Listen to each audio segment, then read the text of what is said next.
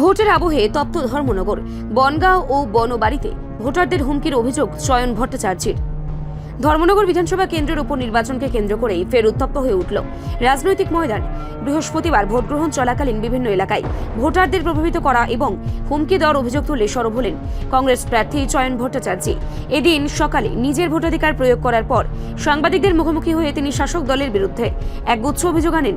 তার দাবি, বিশেষ করে বনগাঁ ও বনবাড়ি এলাকায় গতরাত থেকেই এক চরম ভীতির পরিবেশ তৈরি করা হয়েছে। কংগ্রেস প্রার্থীর অভিযোগ, ভোটাররা যাতে বুথমুখী না হন সেই লক্ষ্যে একটি নির্দিষ্ট রাজনৈতিক দলের কর্মী সমর্থকরা বাড়ি বাড়ি গিয়ে শাসানি দিচ্ছে। গণতন্ত্রের উৎসবে সাধারণ মানুষের স্বতঃস্ফূর্ত অংশগ্রহণ বাধাগ্রস্ত করতে এই পরিকল্পনা নেওয়া হয়েছে বলে তিনি দাবি করেন। শুধু ভোটারদের হুমকি নয়, চয়ন ভট্টাচার্য আরও অভিযোগ করেন যে সকালে দুটি পোলিং স্টেশন থেকে কংগ্রেসের নির্বাচনী এজেন্টদের জোরপূর্বক বের করে দেওয়া হয়েছিল। এর ফলেও বেশ কিছুক্ষণ ভোটকেন্দ্রে উত্তেজনা বিরাজ করে। যদিও পরবর্তীতে নির্বাচন কমিশন ও প্রশাসনের তৎপরতায় এই এজেন্টদের পুনরায় বুথে ফিরিয়ে আনা হয় এবং পরিস্থিতি নিয়ন্ত্রণে আনে। চয়ন ভট্টাচার্যের মতে কয়েকটি বাছাই করা কেন্দ্রে ভোটারদের পথ আটকে ভয় দেখানো হচ্ছে এবং জনমতকে নিজেদের পক্ষে টানতে অসাধু উপায় অবলম্বন করা হচ্ছে। তবে প্রতিকূলতা সত্ত্বেও মানুষ যদি নির্ভয়ে নিজেদের রায় দিতে পারেন তবে সত্যের জয় নিশ্চিত বলেও তিনি আশা প্রকাশ করেন। ধর্মনগরের এই উপনির্বাচন নিয়ে গোটা রাজ্যে রাজনৈতিক পারদ তুঙ্গে থাকলেও প্রার্থীর এই গুরুতর অভিযোগগুলো নির্বাচনের স্বচ্ছতা নিয়ে নতুন করে প্রশ্ন তুলে দিয়েছে। পুলিশ ও কেন্দ্রীয় বাহিনীর নজরদারির মধ্যেই কেন এই ধরনের অশান্তি ছড়াচ্ছে তা নিয়ে ক্ষোভ প্রকাশ করেছেন সাধারণ ভোটারদের একাংশ। দিনের শেষে কমিশনের কড়া নজরদারিতে ভোট গ্রহণ প্রক্রিয়া শেষ পর্যন্ত কতটা শান্তিপূর্ণ থাকে সেটাই এখন দেখার বিষয়। মহা উৎসবে ধর্মনগর মানুষের সাথে আমি সামিল হয়েছি। আমি আমার গণতান্ত্রিক অধিকার প্রয়োগ করেছি।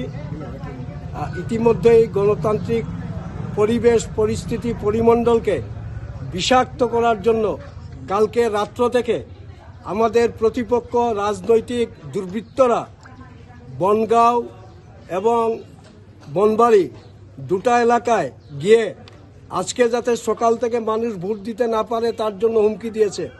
বিজেপির একটা দুষ্কৃতী অংশ এই হুমকি প্রদর্শন করেছে। তো আমরা প্রশাসনের নজরে নিয়েছি। আজকে সকালবেলা আমাদের দুটো এজেন্টকে অত্যন্ত উদ্দেশ্যপ্রণোদিতভাবে বের করে দিয়েছে যখন মকফল চলছিল। আমরা প্রশাসনিক নজরে আমরা নেই, প্রশাসনে হস্তক্ষেপ করে এখন 55টা পুলিং বুথেই আমাদের পুলিং এজেন্টরা আছেন। তার মধ্যে কিছু কিছু জায়গায় লাইনে ওভার জাম্পিং চলছে, কিছু লোক লাইনে দাঁড়িয়ে আছে সকাল থেকে। এটা বিজেপি আশ্রিত দুষ্কৃতীরা। প্রশাসনের নজরে নিয়েছি যে সকাল থেকে এখন পর্যন্ত লাইনে দাঁড়িয়ে আছে, এরা ভোট দিচ্ছে না, মানুষকে প্রভাবিত করার চেষ্টা করছে। তো এটা প্রশাসনের নজরে নিচ্ছি এবং যখন যখন যেটা সামনে আসছে আমরা প্রশাসনের নিজে আমাদের বিশ্বাস মানুষ যদি সঠিকভাবে তাদের মতামত প্রকাশ করতে পারেন গণতন্ত্র এবং উৎসবের জয় হবে। গণতন্ত্রের মানুষ যে উৎসবের মেজাজ কোথাও কোথাও খানিকটা ম্লান হয়েছে। আপনারা দেখবেন কিছু কিছু ভোট কেন্দ্রে মানুষ আসছে না, কিছু কিছু এটা হুমকি ধমকি চমকানি কালকে রাত্রে থেকেই শুরু করেছে। এবং সবচেয়ে দুর্ভাগ্যের প্রতিপক্ষের প্রার্থী যিনি দাঁড়িয়েছেন মিস্টার জহর চক্রবর্তী, দেখবেন নিয়ম অনুসারে ভোটিং ক্যাম্পাসের মধ্যে কোনো বাইট দেওয়া যায় না, উনি বাইট দিয়েছেন। প্রশাসন বধির হয়ে গেছে, অন্ধ হয়ে গেছে। এই ভোটিং কমপ্লেক্সের মধ্যে দাঁড়িয়ে জহর চক্রবর্তী মহোদয় বাইট দিয়েছেন, যেটা নির্বাচনী আইনে পারে না, নির্বাচনী আইনের পরিপন্থী।